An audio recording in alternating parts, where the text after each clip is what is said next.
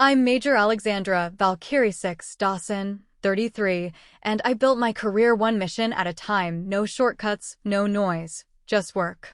For years, I gave everything I had to the service. Late nights, missed holidays, every ounce of loyalty I owned. But when the institution I bled for quietly erased my contributions and handed my work to someone else, I made a decision that changed the course of my life. Ever been overlooked, dismissed, or blindsided by someone or something you devoted yourself to? If you have, tell me your story in the comments. You're in good company. Before I get into what happened, drop where you're watching from. And if you've ever had to reclaim your ground after being pushed aside, hit like and subscribe. What came next, even I didn't see it coming. I sit in the corner booth at the tailhook, back against the wall, eyes on the exits. It's habit now, muscle memory from years of briefings where threat assessment wasn't theoretical. The bar smells like salt air and decades of spilled beer, wood polish failing to cover the scent of time. I'm in civilian clothes, dark jeans and a fitted jacket, nothing that screams military. I've been at NAS North Island all week for joint operations briefings, the kind where I sit in rooms full of people implementing doctrine I wrote 5 years ago. They don't know that, of course.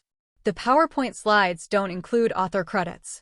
The door swings open and a group of junior officers spills in, flight jackets still on even though they're indoors, that particular swagger that comes from being 20-something and convinced the world runs on your fuel. Navy lieutenants, most of them, maybe one lieutenant junior grade trying to keep up. They're loud in the way people are when they want to be noticed, voices carrying across the room about hop times and simulator scores. I take a sip of my beer and look back at my phone, scrolling through emails I'll answer later.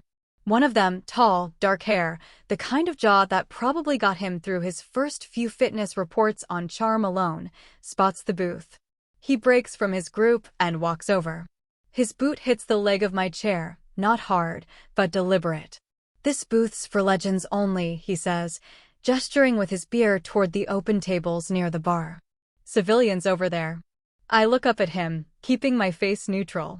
He's got lieutenant bars on his khakis, and his name tape reads color. His tone isn't hostile exactly, just entitled, the kind of confidence that hasn't been tested yet, hasn't learned that bravado without discipline is just noise.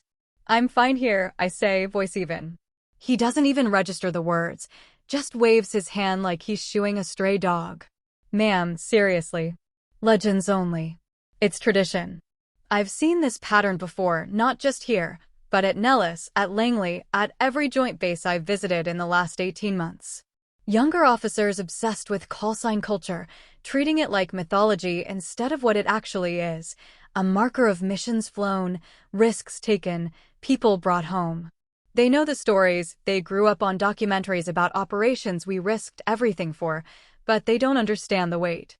They think respect is inherited through proximity, that standing in the same bar where legends drank makes them legendary by association. "Civilian," he says again, and this time there's a note of impatience. I set my beer down and point to the wooden beam above the booth. The wood is dark with age and carved with names, call signs, mostly, some with dates, some without. It's a history written in knives and pride, each name a story someone else would have to tell. One name, carved deeper than the others, reads, Valkyrie 6. "That's mine," I say. Keller leans in, squints at the carving. His expression changes in stages, confusion, then recognition, then something close to shock. The color drains from his face. He straightens up fast, nearly stumbles back a step. The bar gets quieter. Not silent, but the noise level drops as heads turn. Someone at the next table whispers something I don't catch, and one of Keller's friends moves closer to look at the beam. This is the moment I've been noticing everywhere, the crack I can't ignore anymore. It's not that they don't respect the history, it's that they don't connect it to living people. The names on the wall are myths, ghosts, stories from another era. They don't expect those ghosts to be sitting here in civilian clothes, drinking a beer at 1800 hours on a Thursday. They've turned us into folklore, and folklore doesn't talk back. Keller's still staring at the name. "Ma'am," I shake my head. "It's fine. Sit. Your friends are waiting." He doesn't move. His buddies are watching now, a mix of curiosity and secondhand embarrassment on their faces. One of them, a woman with lieutenant junior grade bars, steps forward. Her eyes go from the beam to me and back again. Valkyrie 6, she says quietly, like she's testing the words. You coordinated the Horizon extraction. I don't answer that. The Horizon extraction is classified at levels these kids don't have access to, and even if it weren't, I don't talk about it. Not here, not with strangers who learned about it from sanitized after-action reports. Keller finds his voice again. I didn't know, I didn't realize, it's fine, I say again, and this time I mean it. You didn't know. That's the problem. He frowns, not understanding. I don't elaborate. How do I explain that his ignorance isn't personal, it's systemic? That somewhere in the last decade, the institution I gave my youth to decided that history was something you referenced in PowerPoints, not something you learned from the people who made it? That the names carved into this beam aren't decorations, they're people, and most of us are still here, still serving, still watching while our work gets reassigned and our contributions get erased from official narratives? I can't say that. Not here, not to him. So I just pick up my beer and take another sip. Keller and his friends back away, finding seats at a different table. They keep glancing over, whispering. The LTJG pulls out her phone, probably looking something up. I wonder what she'll find, maybe a mention in a declassified report, maybe a photo from a joint operations ceremony 5 years ago. Maybe nothing at all. This isn't betrayal yet. That comes later, in different rooms with different people. But it's the early warning sign, the tremor before the quake. I'm sitting in a bar where my name is carved into history, and the people who worship that history didn't recognize me when I was right in front of them. I finish my beer and signal the bartender for another. The evening is young, and the weight of being forgotten by the world you built doesn't get lighter with time. It just gets more familiar. I've learned to sit with it, this distance between who I was and who the institution remembers. I've learned that respect, real respect, isn't maintained by systems or titles. It's earned in the lives you touch, the missions you shape, and the quiet moments when truth reasserts itself. But tonight, in this booth, surrounded by younger officers who finally understand who's sitting among them, I'm just tired. Tired of being a ghost in my own story. The bartender brings my beer. I thank him and settle back against the wall, eyes on the exits, always watching. Some habits you never break. 2 years before the bar, I sat in a conference room at Peterson Space Force Base, waiting for a promotion board decision that should have been routine. My file was clean, no disciplinary actions, no failed inspections, nothing but solid performance reviews and a stack of commendations that read like a highlight reel. I'd been a major for 3 years, in the zone for lieutenant colonel, and every metric said I was ready. The board took 40 minutes. I know because I watched the clock on the wall, second-hand sweeping circles, while my career hung in balance. When they called me back in, I knew something was wrong. You develop a sense for it after enough years. The way people won't meet your eyes, the careful neutrality of their expressions. Major Dawson, the board president said. He was a full colonel, silver eagles gleaming on his shoulders, face worn in the particular way that comes from decades of making hard calls. We've reviewed your package thoroughly. I stood at attention, hands behind my back, waiting. Your operational record is exemplary, he continued. Your performance has consistently exceeded standards. However, the board has determined that at this time, command track assignment is not appropriate for your career progression. The words landed like a punch I didn't see coming. Not appropriate. No explanation, no specific deficiency, just a polite phrase that meant door closed. Sir, may I ask for clarification on the decision factors? The board's deliberations are confidential, Major. You'll receive written feedback through your chain of command. I never received that written feedback. What I received instead, 3 weeks later, was a new assignment, advisory role, joint task coordination, the kind of position that sounds important in a promotion packet, but means you're being moved sideways instead of up. I took it because you don't fight promotion boards, not if you want any career left to salvage. The real knife came 6 months later. I was sitting in my office at 0730, working through a tactical assessment for an upcoming joint exercise, when Captain Ryan Mercer knocked on my open door. Mercer had been on my crew for 4 years, solid officer, the kind of person you wanted in the cockpit when everything went wrong. Ma'am, did you see the morning brief? I hadn't. I pulled it up on my screen while he stood there, shifting his weight foot to foot, clearly uncomfortable. The brief was standard format: operations updates, personnel changes, upcoming exercises. Halfway down the page, a highlighted section: New Doctrine Implementation for Multi-Domain Coordination. I read it twice before the implications sank in. The doctrine being implemented was mine. I'd spent 18 months developing it, refining it, testing it in simulation and live exercises. I'd presented it to 3 different commands, revised it based on feedback from operators who'd actually fly the missions. My fingerprints were on every page, every decision matrix, every contingency plan. My name appeared nowhere in the brief. Instead, it was credited to the Joint Operations Development Team, with Lieutenant Colonel Evan Rourke listed as primary architect. Rourke, the new deputy commander who'd been fast-tracked through promotion boards, politically connected, the kind of officer who looked good in front of cameras and knew exactly how to position himself for the next rank. He'd arrived at the base 8 months ago, sat in on 2 of my final briefings about the doctrine, asked a handful of questions, and apparently decided that proximity to good work was the same as doing it. Ma'am? Mercer's voice pulled me back. I know you developed most of that framework. We all do. It's fine, I said automatically, even though it wasn't. It's not right. Captain, drop it. He left, but the damage was done. I sat there staring at the brief, watching my work, my mission, my risk, my years of expertise get reassigned to someone else's career narrative. In the military, credit matters. It's how you prove value, how you build a case for promotion, how you establish authority. Without credit, you're just executing someone else's vision, even when that vision was yours to begin with. I didn't fight it. Professionally, I acknowledged the doctrine implementation, attended the coordination meetings, answered technical questions when asked. But privately, in the space between heartbeats where you admit truths you can't say aloud, it felt like being erased from my own history. The institution I'd given 15 years to, the Air Force that had shaped me from a 22-year-old second lieutenant into a field-grade officer with operational command experience, had decided my contributions were transferable assets, resources to be reallocated without attribution. That was the betrayal. Not a person, though Rourke was certainly complicit. Not a single decision, though the promotion board rejection stung. It was the system itself, the machinery of career management and political positioning that had quietly determined I was more useful as a source of expertise than as a leader in my own right. I started noticing the pattern everywhere after that. Meetings where I wasn't consulted even though I'd written the tactics being discussed. Junior officers quoting doctrine I'd authored without knowing I was in the room.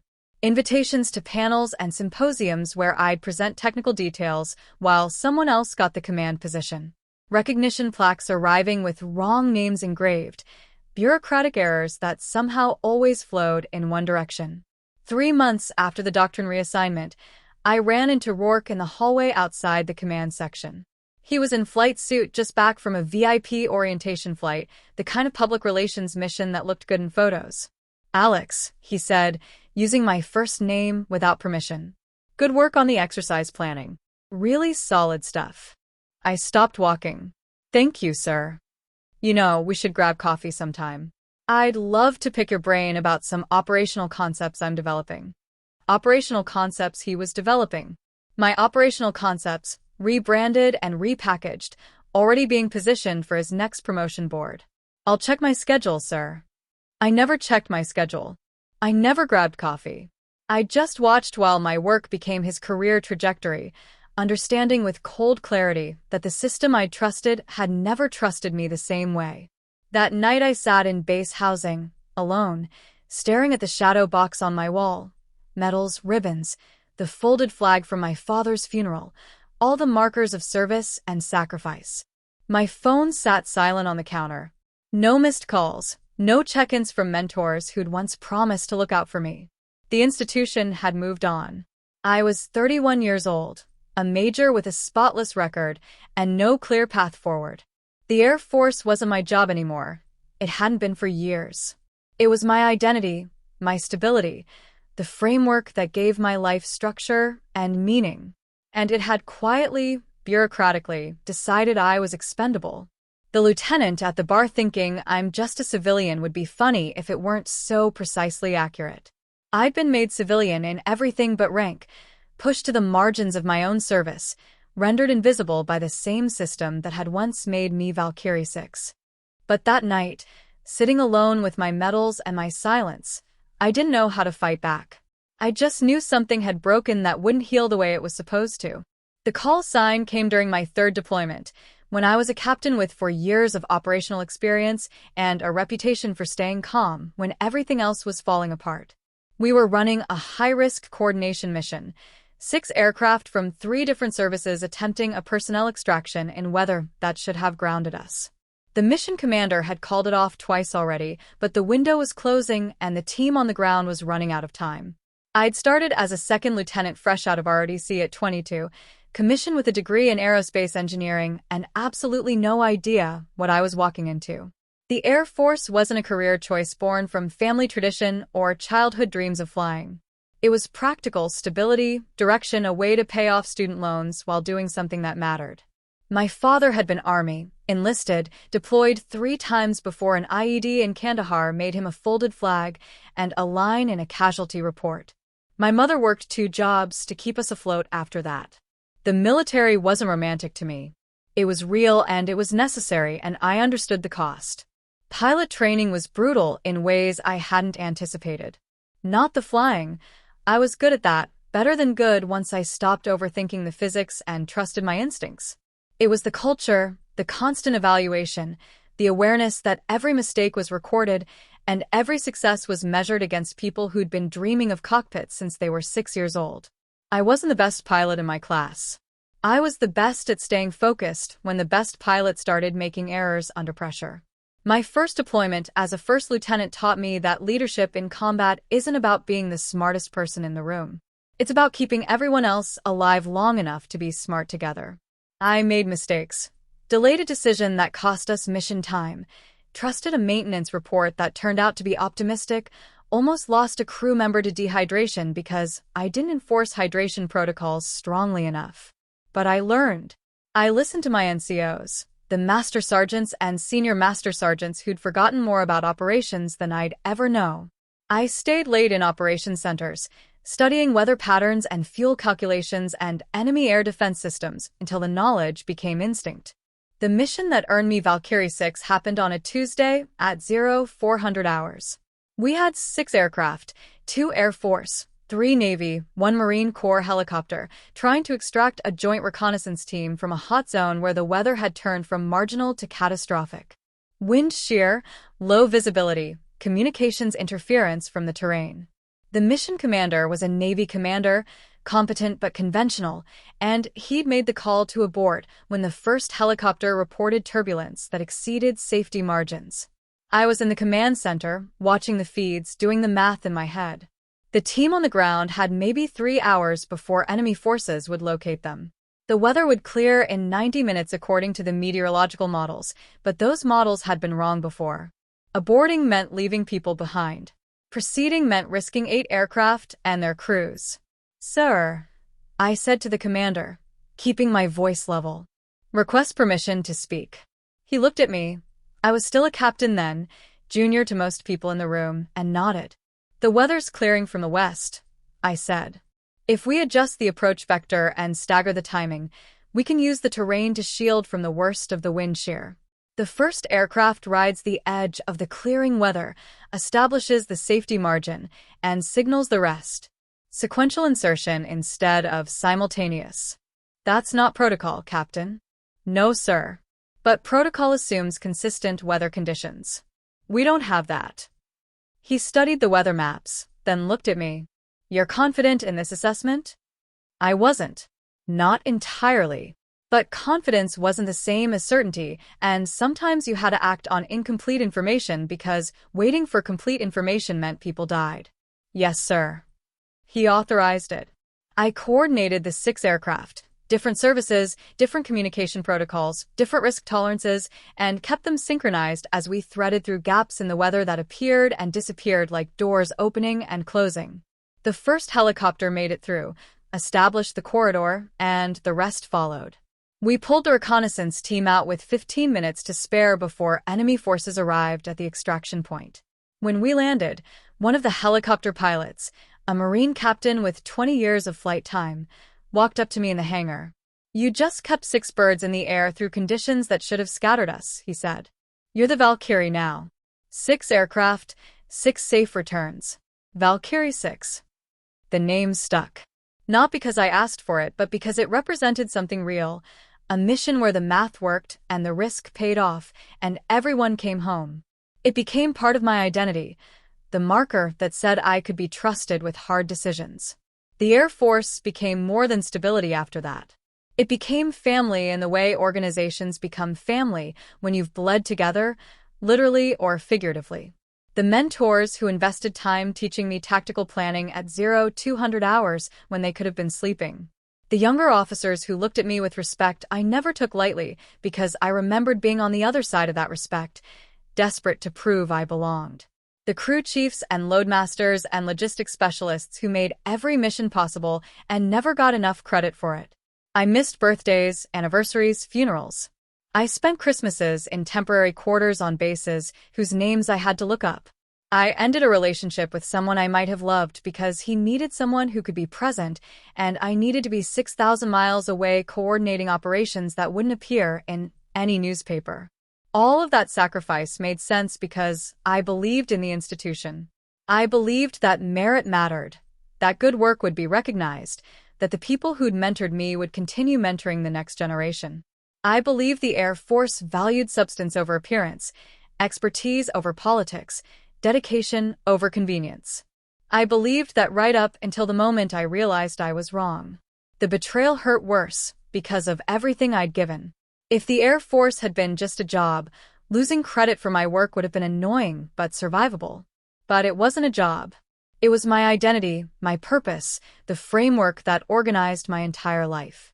And when that framework decided I was expendable, it wasn't just a professional setback. It was existential erasure.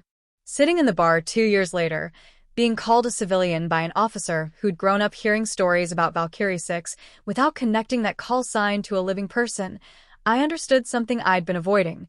The institution I'd served wasn't the institution that existed anymore. Maybe it never had been. Maybe I'd just been useful enough that the gap between my ideals and reality hadn't mattered until it did. The bourbon burned going down, and I ordered another. The bartender didn't ask questions. He'd seen enough military personnel in this bar to recognize the look, the 1,000-yard stare that came from seeing through illusions you'd spent years maintaining. Mercer found me later that night, sliding into the booth without asking permission. He'd aged since I'd first met him. Lines around his eyes, gray starting at his temples. Still a captain, still waiting for a promotion board that might never come. "Saw Keller's group giving you space," he said. "Word travels. Always does. You okay?" I considered the question. Was I okay? By what metric? I was functional, sober enough, professionally competent. But okay implied a wholeness I hadn't felt in months. "I'm here," I said, which was the most honest answer I could give. Mercer nodded like he understood. Maybe he did. We sat in silence for a while, watching junior officers try to impress each other with stories that would sound different 10 years from now, after the shine wore off and the reality set in. "For what it's worth," Mercer said eventually, "we all know whose doctrine that really is. Work's presenting it, but everyone who matters knows you built it. Everyone who matters isn't on promotion boards." "No," he agreed. "They're not." That was the problem, the structural flaw that couldn't be fixed by individual awareness. The people who knew the truth weren't the people making decisions. And the people making decisions cared more about optics than operations, more about career trajectories than tactical expertise. I finished my drink and stood up. "Thanks for checking in, Ryan." "Anytime, ma'am." I left the bar at 2200 hours, walking back to base housing through streets that smelled like salt and jet fuel. Somewhere overhead, aircraft were conducting night operations, running the same training missions we'd refined years ago. The sound was familiar, almost comforting, proof that the work continued even when individual contributors got lost in the shuffle. The Air Force didn't need me to function. It had absorbed my expertise, integrated my innovations, and moved on. I was replaceable, had always been replaceable, and the painful revelation wasn't that I'd been replaced, but that I'd believed I wouldn't be. But walking those streets in the dark, I felt something shifting. Not acceptance, I wasn't ready for that. But recognition, maybe. A cold acknowledgement that if the institution wouldn't value my contributions on its own terms, I'd have to establish value on mine. I didn't know what that looked like yet, but I knew I was done chasing validation from systems designed to withhold it. The first sign that something had shifted came during a routine planning meeting 6 weeks after the doctrine reassignment. Lieutenant Colonel Rourke was presenting updates on implementation, my implementation, his presentation, when a colonel from Air Combat Command asked a technical question about integration protocols. Rourke hesitated. Just a beat, just long enough that people noticed. "I'll need to verify the specific parameters," he said smoothly. The colonel, a woman named Patricia Voss with 30 years of operational experience, looked at him over her reading glasses. "Major Dawson's here. She can probably answer that." The room went quiet. I'd been sitting in the back, taking notes, not expecting to be called on. Rourke's expression didn't change, but something in his posture tightened. "Ma'am," I said, standing. The integration protocol uses a layered authentication system. Primary authentication through existing command channels, secondary verification through automated cross-checks, and a tertiary manual review for high-stakes operations. The manual review requirement is what makes it different from previous doctrine. It builds in a human decision point that can't be overridden by automated systems. Colonel Voss nodded. "Because automated systems failed in the Kadena incident." "Yes, ma'am. The doctrine incorporates lessons from that failure." "Good work, Major." I sat back down. Rourke continued his presentation, but something had changed in the room. People were looking at me differently, not with hostility toward Rourke, but with awareness. The colonel's question hadn't been innocent. She'd known I could answer it. She'd been making a point. After the meeting, she caught me in the hallway. "Walk with me, Major." I fell into step beside her. She didn't speak until we were outside, away from listening ears. "I've been in this Air Force for 32 years, she said. "I've watched a lot of good officers get sidelined because they were too competent to be convenient. You're not the first, won't be the last." "Ma'am, let me finish." Rourke's playing a political game. He's good at it, I'll give him that. But politics only work when everyone plays along. You stop playing, you change the dynamic. "With respect, ma'am, I can't fight him directly. He's my superior officer." "I'm not suggesting you fight him. I'm suggesting you stop trying to work within his framework.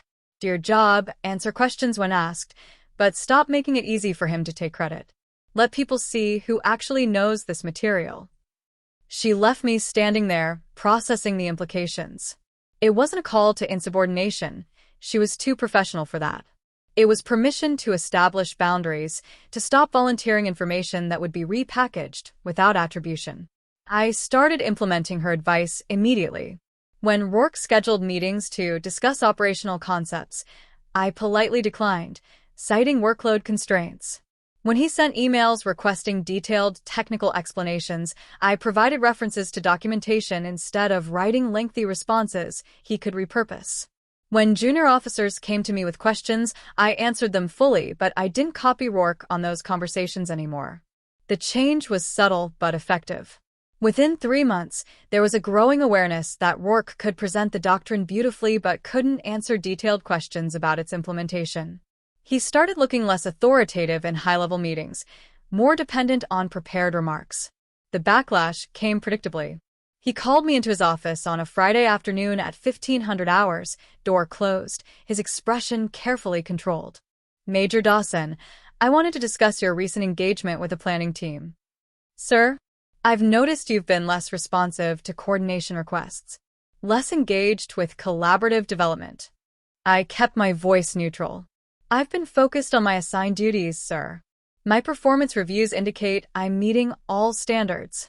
"Meeting standards isn't the issue. I'm concerned about your team player mentality." There it was, the implication that setting boundaries was unprofessional, that protecting my work was somehow failing the team. "Sir, I'm happy to support mission requirements through appropriate channels.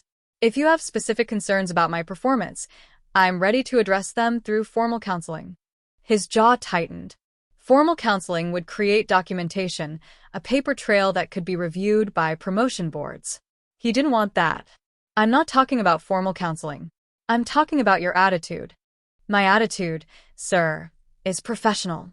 I perform my duties, answer questions when asked, and maintain appropriate boundaries. If that's insufficient, please provide specific guidance on what needs to change. He stared at me for a long moment. I'd given him nothing to work with, no emotional response, no defensive arguments, just calm professionalism that couldn't be labeled as insubordination. You're dismissed, Major. I left his office, knowing I'd crossed a line I couldn't uncross. He tried to intimidate me into compliance, and I'd refused to comply. The consequences would follow: subtle and bureaucratic, unfavorable duty assignments, missed opportunities for high-visibility projects, the slow erosion of career prospects that happened when someone in leadership decided you were difficult. But something had shifted in me. I wasn't afraid of those consequences anymore. The worst had already happened. My work had been stolen, my advancement blocked, my contributions erased. What else could they take? That weekend, I sat in my quarters and wrote a detailed memo documenting my role in the doctrine development. Not for publication, not for filing complaints, just for the record. Names, dates, meetings, email chains. If anyone ever asked, I'd have proof. But I wasn't counting on anyone asking. Monday morning, I received an email from a joint task group requesting support for an upcoming exercise. The task group commander was a Marine colonel I'd worked with years earlier during a joint training operation. The message was brief. Need your expertise on multi-domain coordination. Temporary advisory role, 6 weeks, excellent visibility. Interested. I accepted before fully considering the implications. 6 weeks away from Rourke's command, working directly with senior officers who valued expertise over politics. It wasn't a promotion, wasn't even a permanent position, but it was space to breathe. The task group assignment changed everything. I was working with people who'd specifically requested my participation, who understood what I brought to the table. The Marine colonel introduced me in the first planning meeting as the architect of the coordination doctrine we're implementing, and no one corrected him because he was the ranking officer in the room. For 6 weeks, I did work that mattered. I answered questions, solved problems, refined procedures based on operational feedback. Officers from all services sought me out for guidance. My inbox filled with requests for consultation. The work itself, the actual substance of coordination and planning, was recognized and valued. When I returned to my regular assignment, something had changed. I wasn't returning as a sidelined major hoping for scraps of recognition.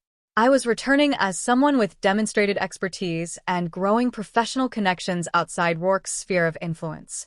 He noticed immediately, called me into his office again, this time with a different energy, less threatening, more uncertain. Major Dawson, I understand the task group assignment went well. Yes, sir. Productive 6 weeks. I've been thinking about our previous conversation.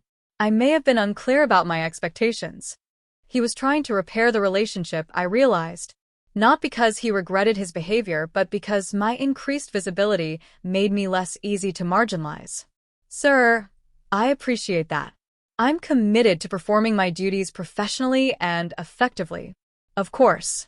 I'd like to schedule some time to discuss how we can better integrate your expertise with ongoing operations. I'll check my schedule, sir. I never checked my schedule, but I also didn't need to. The tables had shifted just enough that he couldn't ignore me anymore, and I no longer needed his approval to do meaningful work. It wasn't victory, not yet. But it was movement, the first real movement I'd felt in 2 years. I'd stopped trying to fit into the space that had pushed me out and started building space where my experience naturally mattered. The transformation wasn't dramatic. It was incremental, bureaucratic, the slow accumulation of professional connections and demonstrated competence. But it was real. And it was mine. The email arrived on a Tuesday morning at 07:15. Subject line: Reconnection. Sender: Lieutenant Call Evan Rourke. I stared at it for a full minute before opening it, coffee going cold in my hand. Major Dawson, I wanted to reach out personally regarding our working relationship. I think there may have been some miscommunication over the past several months, and I'd like the opportunity to discuss how we can move forward more effectively. I value your expertise and believe we can accomplish more working together than at cross purposes. Would you be available for coffee this week? Regards, Evan, first names in the sign-off. The careful phrasing about miscommunication, implying mutual fault when the fault had been entirely one-sided. The appeal to collaboration after months of taking credit for my work. I didn't respond immediately. Didn't delete it, didn't fire off an angry reply, just let it sit in my inbox while I processed what it represented. Rourke was feeling pressure. That much was clear.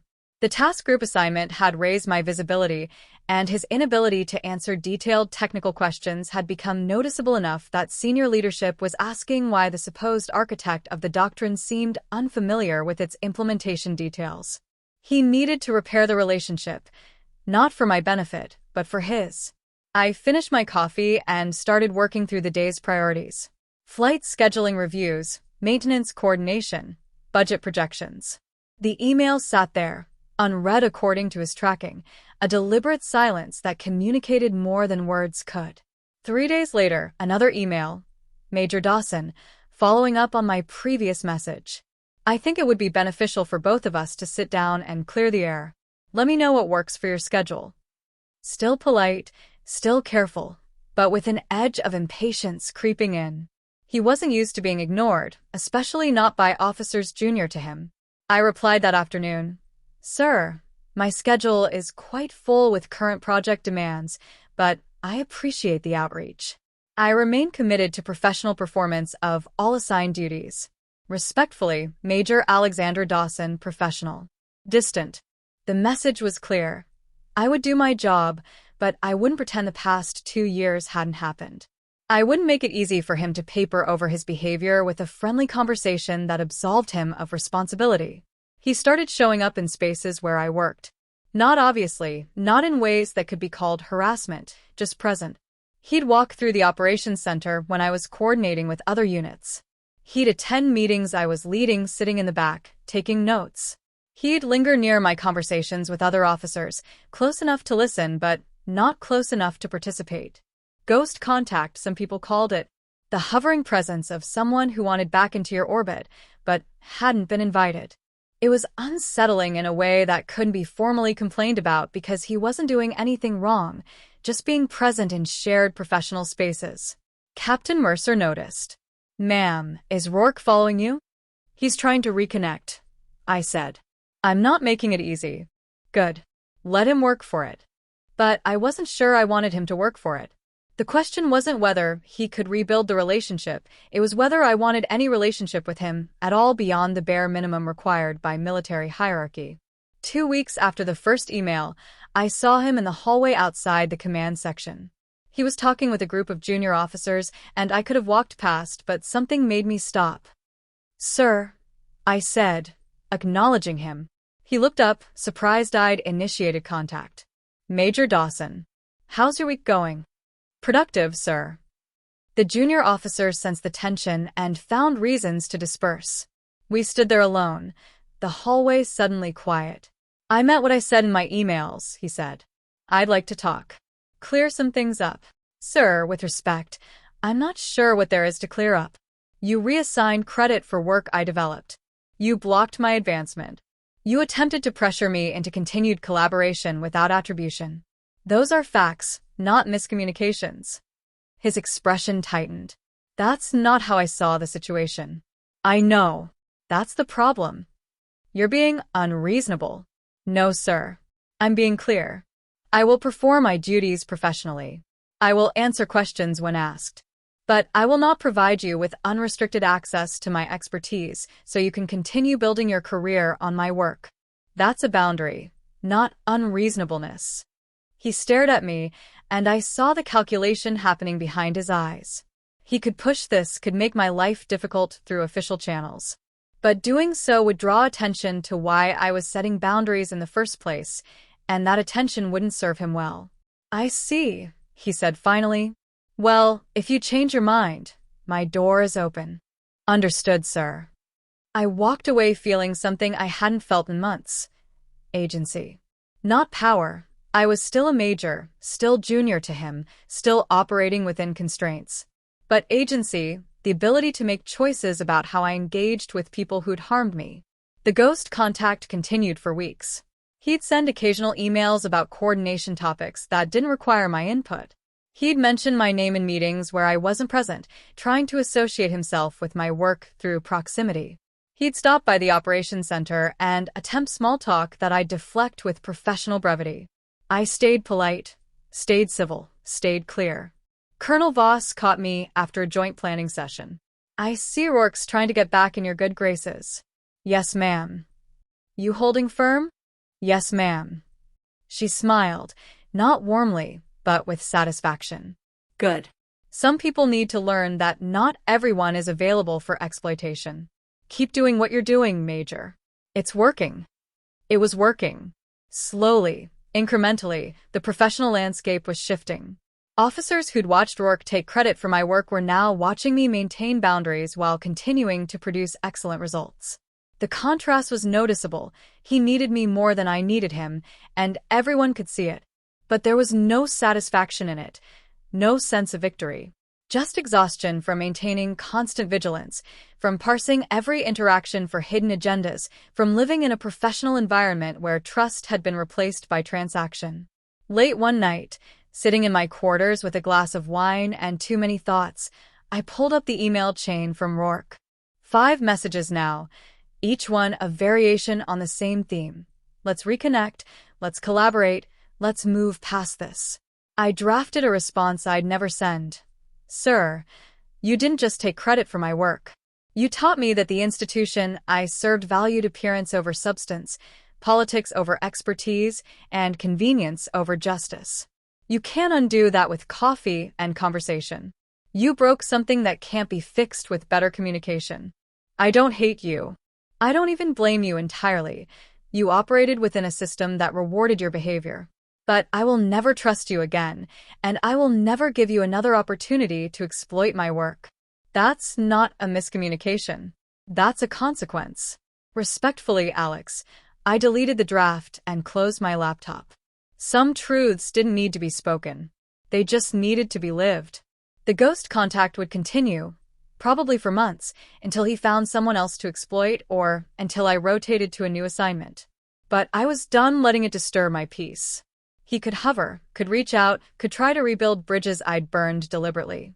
I'd stay polite, civil, clear, and completely, irrevocably unavailable. The shift started with a mission failure that had nothing to do with me, but everything to do with Rourke. 3 months after I'd established my boundaries, a joint exercise went catastrophically wrong. Not casualties level wrong, no one died, thank God, but wrong enough that senior leadership started asking hard questions about planning and oversight. The exercise had used the coordination doctrine Rourke had presented as his own, but the implementation had failed at multiple critical points. I heard about it through Mercer, who'd been observing the exercise from the operations center. "The doctrine worked fine," he said. "But they didn't follow the implementation protocols. Someone made modifications without understanding the underlying logic." Who approved the modifications? 3 guesses. Of course.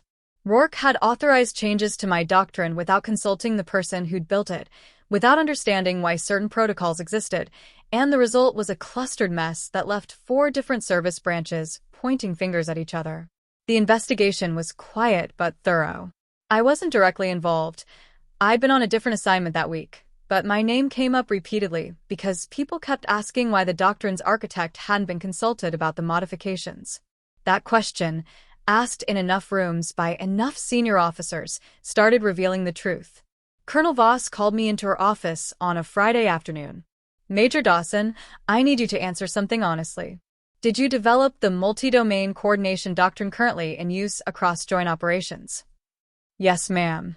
Working with a team of specialists, but yes, the framework and implementation protocols were primarily my design." "Why isn't your name on any of the official documentation?" "You'd have to ask Lieutenant Colonel Rourke, ma'am." She leaned back in her chair. "I'm asking you." I chose my words carefully.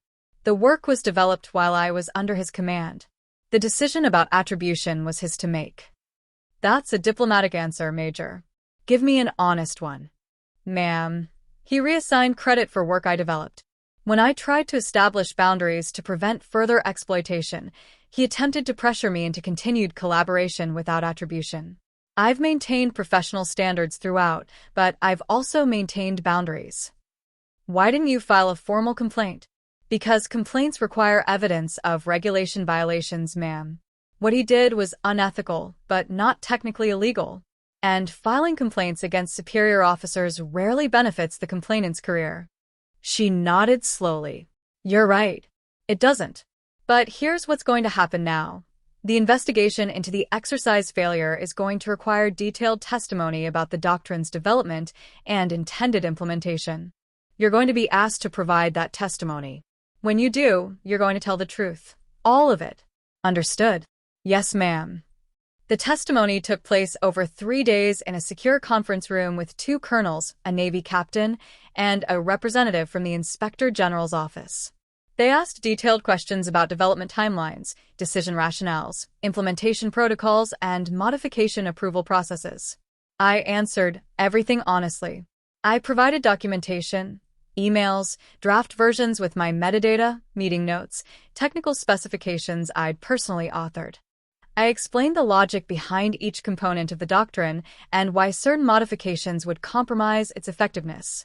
I also explained, when asked directly, that I hadn't been consulted about the modifications approved by Lieutenant Colonel Rourke despite being the doctrine's primary architect. The questioning officer, a colonel named Martinez, looked up from his notes. Major, to be clear, you developed this doctrine, Lieutenant Colonel Rourke received credit for it, and when modifications were proposed, no one consulted you because no one knew you developed it? That's correct, sir. How did that situation occur? Lieutenant Colonel Rourke assumed credit when the doctrine was formally implemented. I maintained professional standards, but did not publicly contest the attribution. Why not? Because contesting it would have required filing complaints against a superior officer, which typically damages the complainant's career more than it corrects the attribution error. I made a calculated decision to maintain boundaries while continuing to do good work. Martinez nodded. Thank you for your honesty, Major. That's all we need for now. 2 weeks later, the investigation's findings were released through official channels. The exercise failure was attributed to unauthorized modifications of established doctrine, specifically citing failure to consult subject matter experts during the modification approval process. The report didn't explicitly name Rourke, but anyone reading it would understand exactly what had happened. More significantly, the report recommended that future doctrine development include formal attribution protocols and mandatory consultation with original developers before modifications could be approved. The day the report was released, I received an email from the task group commander I'd worked with months earlier, the Marine colonel who'd recognized my expertise. Subject line: Opportunity. Major Dawson, given your demonstrated expertise in joint operations coordination and your authorship of the current doctrine, I'd like to discuss a permanent position with our task group. This would be a joint assignment with excellent advancement potential. Details below. Interested? I read it 3 times, processing the implications. A permanent position outside Rourke's command structure. Recognition of my actual contributions. Advancement potential based on demonstrated expertise rather than political maneuvering. I replied within an hour. Sir, very interested. Happy to discuss details at your convenience. The next day, Rourke appeared at my office door. Not ghost contact this time, direct confrontation, though his expression was carefully controlled. Major Dawson, do you have a moment? Yes, sir. He closed the door behind him, which immediately put me on alert. Closed-door conversations with superior officers could go anywhere. I wanted to discuss the recent investigation findings. Sir, I provided testimony as required. Everything I said was factual and documented. I'm not disputing that. I'm trying to understand why you chose to be so detailed in your responses. I met his eyes. Sir, I was asked direct questions under oath. I answered them honestly. That's my obligation. You could have been more circumspect. No, sir, I couldn't. I was specifically instructed to provide complete and accurate information. That's what I did. His jaw tightened. You've made your point, Major. I understand you're upset about the attribution situation. But this didn't need to become an official matter. Sir, with respect, I didn't make it an official matter. The exercise failure made it an official matter. The investigation made it an official matter. I simply answered questions truthfully when asked.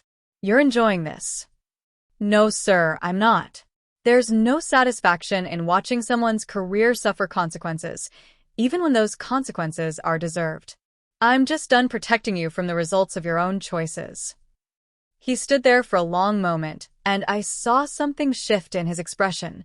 Not quite acceptance, but recognition that this conversation would go nowhere useful for him. I see. Well, I won't take up any more of your time, Major. He left, and I let out a breath I hadn't realized I was holding. That night, Mercer called. Ma'am, heard you're being considered for the Joint Task Group position. News travels fast. It does when it's good news. You deserve this. Thanks, Ryan. For what it's worth, people are talking about what really happened with the doctrine, about the investigation, about how you handled everything. You've got a lot of respect right now. Respect. The word felt strange after months of feeling invisible. But maybe that was the transformation, not dramatic vindication, not public victory, just quiet recognition that competence and integrity eventually mattered, even in systems designed to obscure both. I accepted the task group position 3 weeks later. The transfer orders came through faster than usual, probably because senior leadership wanted to demonstrate that good officers who got sidelined could find better opportunities elsewhere. My last day under Rourke's command, he didn't say goodbye. Just sent a brief email. Best of luck in your new assignment. I didn't reply. Some conversations didn't need closure. Some people didn't deserve the energy required for final words. I packed my office in 2 hours. Files, photos, commendations, the small accumulation of professional life that fit into cardboard boxes. The shadow box with my medals stayed on the wall until last, and when I finally took it down, I felt something release in my chest. Not relief exactly, but space. Room to breathe without constant vigilance, without parsing every interaction for exploitation. Colonel Voss found me carrying boxes to my car. Major Dawson. Moment. Yes, ma'am. You did good work here, despite everything. Don't let Rourke's behavior make you forget that. I won't, ma'am. And Major? The next time someone tries to take credit for your work, don't wait 2 years to set boundaries. Do it immediately. You're too competent to let politics sideline you. Understood, ma'am. She helped me load the last box, then stepped back and saluted. I returned it, feeling the weight of military courtesy that usually felt routine but today carried something more, acknowledgement, maybe, or respect that had finally caught up to reality. I drove off base as the sun set, watching the airfield lights come on in the gathering dusk. Aircraft were landing, the same training missions we'd run for years, the same operations my doctrine would guide for years to come. The tables hadn't completely turned. Rourke still had his rank, still had his position, still had a career. But he'd lost something more important, the ability to exploit my work without consequence. And I'd gained something I'd thought was lost, the understanding that my expertise had value independent of who got credit for it. It wasn't justice, not really. Justice would have been proper attribution from the start, advancement based on merit, recognition without having to fight for it. But it was transformation, from trying to fit into spaces that pushed me out to building spaces where my experience naturally mattered. From chasing institutional validation to establishing value on my own terms. And that, I was learning, might be enough. The Joint Task Group assignment was everything the previous command wasn't: focused, merit-based, exhausting in productive ways rather than demoralizing ones. I worked 16-hour days coordinating operations across 5 services and 3 allied nations, refining doctrine based on operational feedback, solving problems that actually mattered. My inbox filled with requests for consultation from officers who valued expertise over politics. 6 months into the assignment, I made major below the zone, selected for promotion ahead of my peer group, which almost never happened unless someone's performance was exceptional. The promotion board comments specifically cited innovative doctrine development expert coordination of joint operations, and consistent demonstration of leadership excellence under challenging circumstances. I read the citation 3 times, looking for qualification or hedging. Found none. Just recognition, clean and unambiguous. The promotion ceremony was small, just the task group commander, a few colleagues, and Mercer, who'd driven 3 hours to attend. The Marine colonel who'd recruited me pinned on my new rank insignia. Major Dawson, he said formally, then grinned. Or should I say, Lieutenant Colonel Select. You've earned this about 5 times over. I didn't cry. I'd learned a long time ago that crying in uniform was complicated, but my throat tightened. Thank you, sir. Afterward, Mercer pulled me aside. Ma'am, you know the whole base is talking about this, right? About how you got promoted after transferring away from Rourke's command. People are connecting dots. That's not why I transferred. I know. But the optics matter. You set boundaries, refused to be exploited, found a better opportunity, and immediately excelled. That's a story people pay attention to. He was right. Over the next few weeks, I received emails from officers I'd never met, mostly women, mostly mid-grade, all asking variations of the same question. How did you stand up to a superior officer without destroying your career? I answered each one honestly. I explained that standing up hadn't been a single dramatic moment, but a series of small boundaries maintained consistently. I explained that I'd gotten lucky with timing, with having Colonel Voss as an ally, with the investigation revealing truth I hadn't needed to fight for. I explained that it could have gone differently, that I'd been prepared for my career to stall permanently. But mostly I explained that the alternative, continuing to be exploited while watching my work get stolen, had felt worse than career stagnation. That maintaining integrity sometimes meant accepting professional consequences. That boundaries were worth the cost, even when the cost was high. One email stood out. From a Navy lieutenant named Sarah Chin, stationed at a base I'd never visited. Ma'am, I've been in a similar situation for 8 months. My department head has been presenting my analysis as his own, and when I tried to address it, he implied I was being difficult. Reading about your experience helped me realize I'm not crazy for wanting credit for my work. I just wanted to say, thank you. I replied, Lieutenant Chin, you're not crazy. You're experiencing exploitation, and it's valid to want recognition for your work. Document everything, maintain professional boundaries, and remember that your expertise has value independent of who acknowledges it. If you need to discuss specifics, I'm available. She never took me up on the offer, but 3 months later I heard she'd transferred to a different command and received an early promotion. Small victory, maybe, but victories counted, even small ones. The Navy Bar incident happened during a coordination conference at NAS North Island, 8 months after I'd left Rourke's command. I'd been invited to present doctrine updates to a joint audience, my name on the agenda, my expertise formally recognized. The conference ended at 17:30, and I went to the tailhook to decompress before flying back the next morning. I chose the corner booth out of habit, ordered a beer, and tried to stop thinking about work for 90 minutes. That's when Lieutenant Keller kicked my chair and told me the booth was for legends only. That's when everything came full circle. The betrayal, the boundaries, the transformation, all compressed into a single moment where a young officer who'd grown up hearing stories about Valkyrie 6 didn't recognize her sitting right in front of him. I pointed to my name carved in the beam above us. Watched his face change as recognition hit. Felt the room's energy shift as people realized who I was. But I didn't feel vindicated. Just tired. Tired of being made invisible by systems that should have valued me. Tired of having to prove expertise that should have been obvious. Tired of the constant vigilance required to protect my work from exploitation. Ma'am, Keller started going pale. I shook my head. It's fine. You didn't know. I should have known. I mean, I've studied your missions. I wrote a paper on the Horizon extraction. You wrote about sanitized after-action reports. You don't know what actually happened. His friends were gathering now, looking uncomfortable. One of them, the LTJG I'd noticed earlier, a woman with sharp eyes, stepped forward.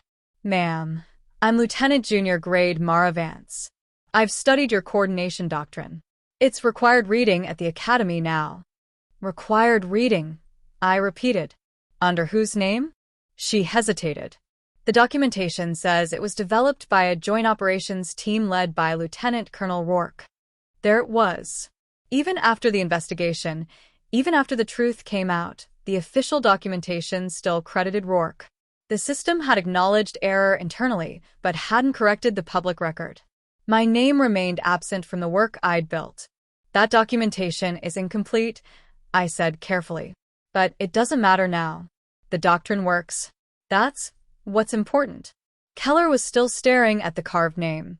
Valkyrie 6. You kept 6 aircraft in the air through impossible conditions. Everyone knows that story. Everyone knows a story, I corrected. Most people don't know the person. Can I buy you a drink, ma'am? To apologize for, no need. But I'll tell you what you can do.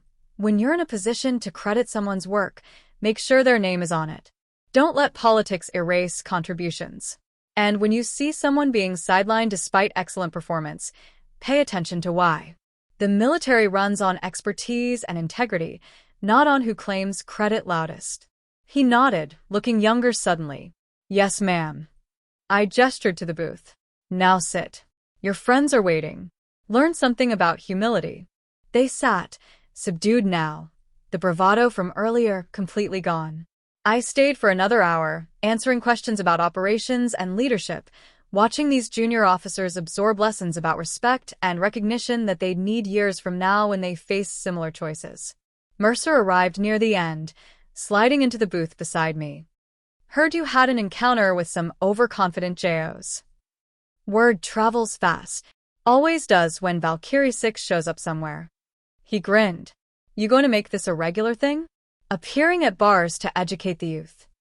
God, I hope not. But sitting there, watching young officers who'd learned something about the distance between legends and the people behind them, I felt something shift one final time. Not healing. Some wounds don't heal completely. But acceptance, maybe. Understanding that the institution's failures didn't negate the work's value.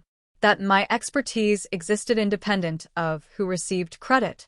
That respect, real respect, eventually finds its way to the people who've earned it. The carved name above the booth would outlast Rourke's career, would outlast the political maneuvering and bureaucratic erasure. It would remain there, silent testimony to a mission where the math worked and everyone came home.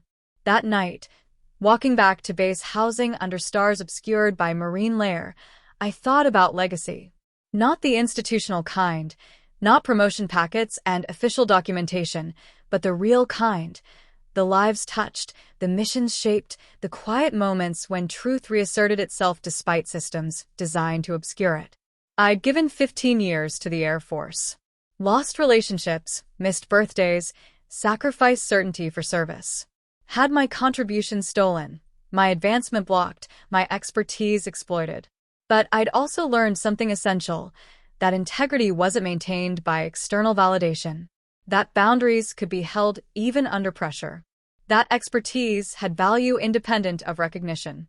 The institution hadn't validated me the way I'd hoped, but I'd validated myself, through work that endured, through boundaries that held, through transformation that happened incrementally and irreversibly. Power, boundaries, and justice didn't always roar. Sometimes they sat calmly in a booth, letting others discover truth on their own.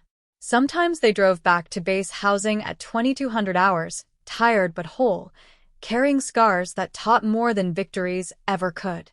I wasn't Valkyrie 6 because a beam said so.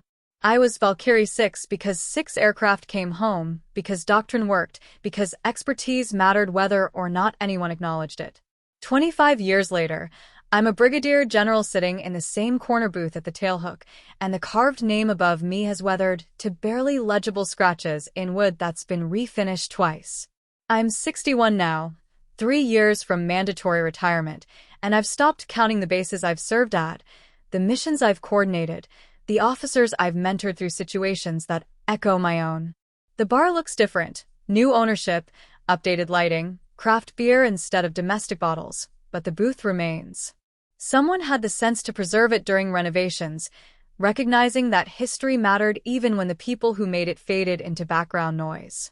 I'm here for a change of command ceremony at North Island, watching the next generation take positions I once held, implementing doctrine I helped refine over decades. My star sits heavy on my shoulder, a rank I never imagined reaching after those years under Rourke's command. The promotion to lieutenant colonel came through despite him. Full colonel followed because the work spoke louder than politics. And brigadier general happened because at some point, enough senior officers remembered who actually built the systems they relied on. The door opens and a group enters. Mixed services, mostly captains and majors, the confident stride of people who've proven themselves but haven't been broken yet. One of them, an Air Force major with pilot wings and a face that suggests late 30s, stops mid-conversation and stares at the booth. She walks over slowly, and I see her reading what's left of the carved names. Her finger traces the barely visible letters of Valkyrie. 6.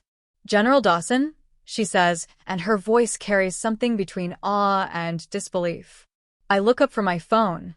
Major. Ma'am, I'm Major Nicole Reeves. I wrote my thesis on your multi-domain coordination framework. It's still the foundational doctrine for joint operations. I know, I say and smile. I read it. You propose some interesting modifications. Her eyes widen. You read my thesis? I read everything published about the doctrine. Occupational hazard. She gestures to the booth, asking permission without words. I nod, and she sits across from me, her friends hovering nearby, but keeping respectful distance. Ma'am, can I ask you something? The original documentation credited Lieutenant Colonel Rourke as primary architect. But every operator I've talked to says you developed it. What happened? 25 years ago, I would have deflected that question, would have stayed diplomatic, would have protected institutional reputation over personal truth. But I'm 61, 3 years from retirement, and I've stopped protecting people who never protected me. Rourke took credit for work I developed. I say simply. It took years for the record to be corrected, and even then, not completely. The official documentation still doesn't tell the whole story. She stops processing. That's not right. No, it's not. But it happened. And I learned something important. You can't control whether institutions recognize your work, but you can control whether you keep doing good work regardless. The doctrine succeeded because it was sound, not because of who got credit. But you should have been credited. Yes. But should have doesn't change reality. What changed reality was maintaining boundaries, refusing to be exploited further, and finding opportunities where my expertise was actually valued. I pause. And documenting everything. Always document everything. She nods slowly, and I see something click in her expression, recognition of her own situation, maybe, or fear that she'll face similar circumstances. Ma'am, what happened to Rourke? I sip my water.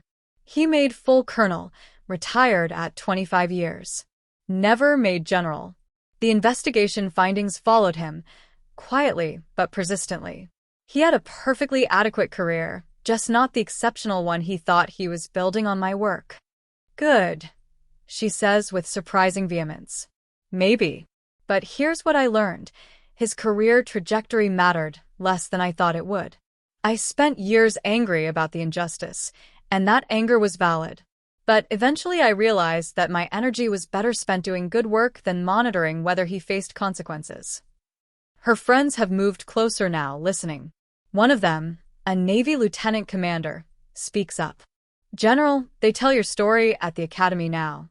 About setting boundaries with superior officers.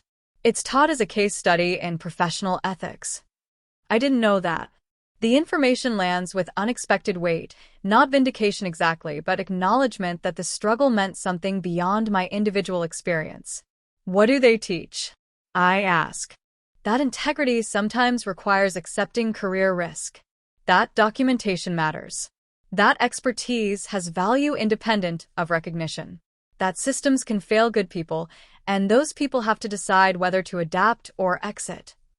I never exited, I say quietly. No, ma'am. You transformed the system from inside. That's the remarkable part. I look at these younger officers, mid-30s, where I was when everything fell apart, and see the same determination I once carried, the same belief that merit would be enough. I want to warn them it won't be.